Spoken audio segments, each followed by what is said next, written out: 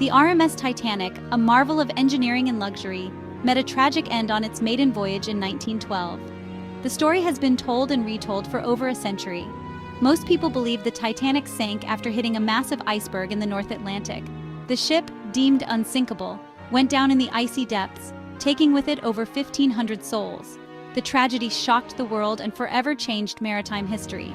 It became a stark reminder of the unforgiving nature of the sea and the importance of safety at sea. For decades, the accepted narrative focused on the limitations of the time. There was a lack of sufficient lifeboats and warnings about the ice conditions. However, in 2010, a new perspective emerged, challenging the accepted history of the Titanic disaster.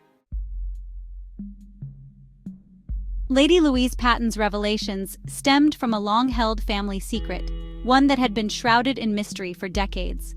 Her grandfather, Second Officer Charles Lightoller, had kept quiet about a crucial detail of the Titanic's sinking, a detail that could have changed the course of history. This silence was to protect the reputation of a fellow crew member, a decision that weighed heavily on him throughout his life. This secret, passed down through generations, painted a different picture of the events leading up to the disaster, challenging the widely accepted narrative. According to Patten, the Titanic's tragic end was not solely due to the iceberg collision, but rather a series of unfortunate events. It was significantly exacerbated by a misunderstanding in the ship's steering orders, a critical error that had dire consequences. This miscommunication happened in the frantic moments after the lookout's cry of "iceberg, right ahead," a moment of sheer panic and confusion. The man at the helm, Quartermaster Robert Hitchins, received an order to turn the ship, an order that was meant to save the vessel. However, the order was misinterpreted, leading to a fatal delay in the maneuver, a delay that sealed the ship's fate. This delay, according to Patten, meant the difference between a glancing blow and a catastrophic collision, a collision that ultimately led to the ship's demise. This new perspective adds another layer of complexity to the Titanic story, a story that has fascinated and haunted people for over a century. It shifts the focus from an unavoidable accident to a potential chain reaction of human errors that could have been prevented. Was the Titanic's fate sealed by a simple miscommunication? Or was it a series of unfortunate events that led to the tragedy? This revelation forces us to reconsider what we thought we knew about that fateful night. The critical moments after the iceberg sighting were chaotic, filled with urgency and the instinct to avert disaster. The crew, trained for emergencies, scrambled to their stations, each second feeling like an eternity. It was during these crucial seconds that First Officer William Murdoch, the officer in charge on the bridge, issued the command to turn the ship. His voice, steady yet urgent, cut through the chaos. The order, however, was misinterpreted by Quartermaster Robert Hitchins, the man at the helm. Hitchins, a seasoned sailor, found himself in a moment of confusion. Hitchins, accustomed to the older tiller system, reacted instinctively to the order. The new steering system, though more advanced, was still unfamiliar to many of the crew. Instead of turning the wheel in the intended direction, he turned it the opposite way, based on his prior experience.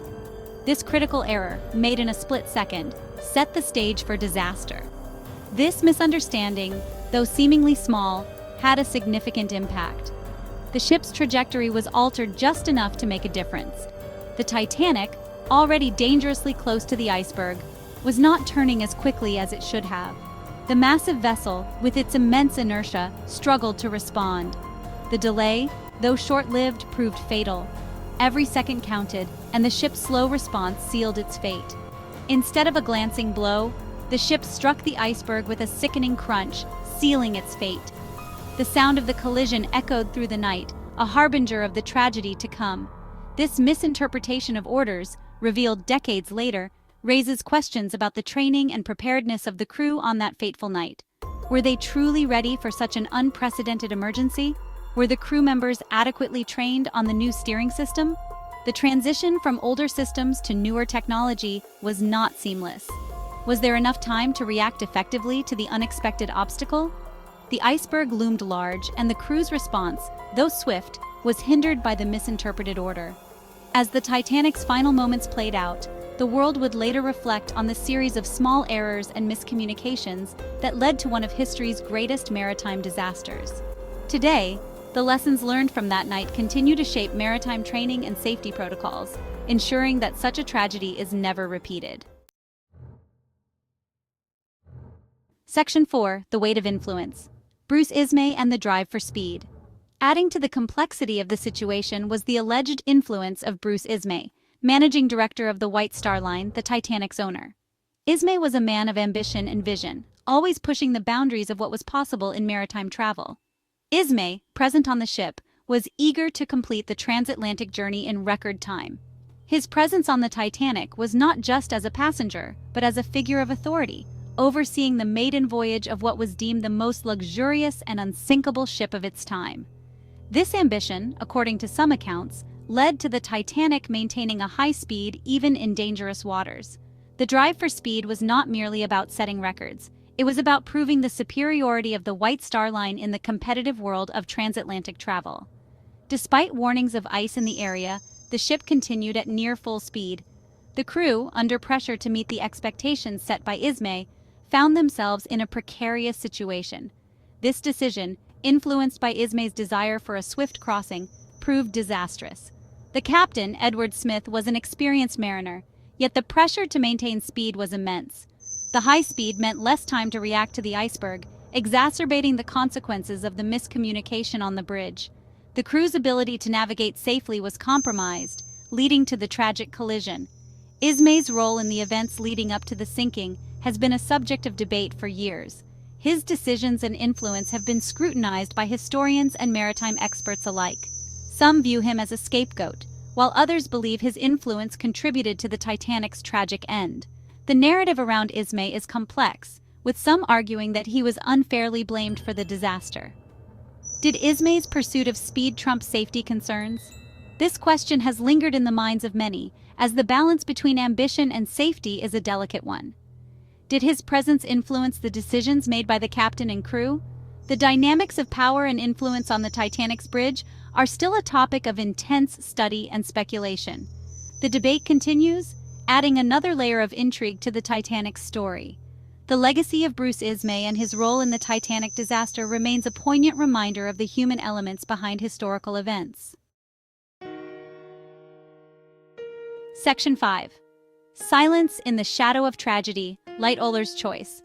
In the aftermath of the disaster, there were inquiries and investigations, seeking to understand what went wrong. Charles Lightoller, as the most senior surviving officer, played a crucial role in these inquiries. However, he chose to keep silent about the miscommunication regarding the steering order. Lightoller's decision to remain silent was driven by a sense of loyalty to his fellow crew members, particularly to Quartermaster Hitchins. He believed that revealing the truth would not bring back the lost lives and would only serve to destroy the reputation of a man who had already suffered enough. This silence, maintained for decades, protected Hitchins but also allowed a crucial piece of the puzzle to remain hidden. It raises questions about the nature of truth and accountability in the face of tragedy.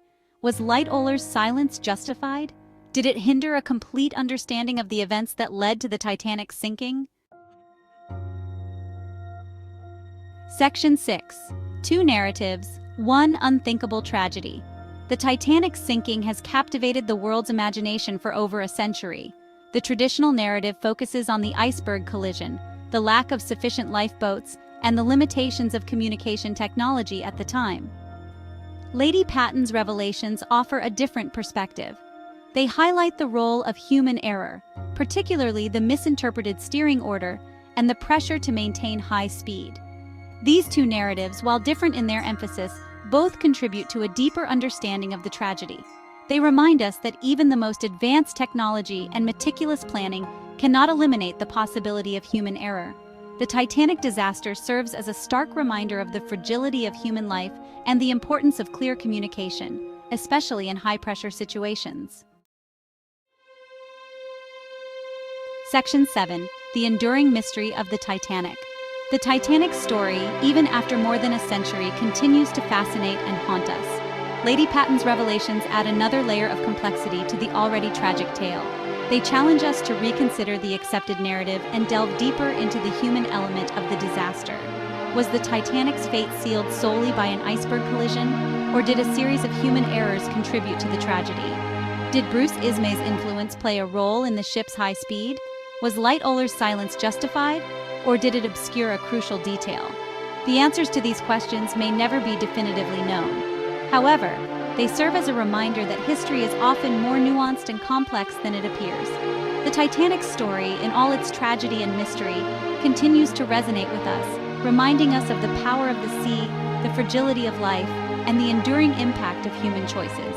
What do you believe?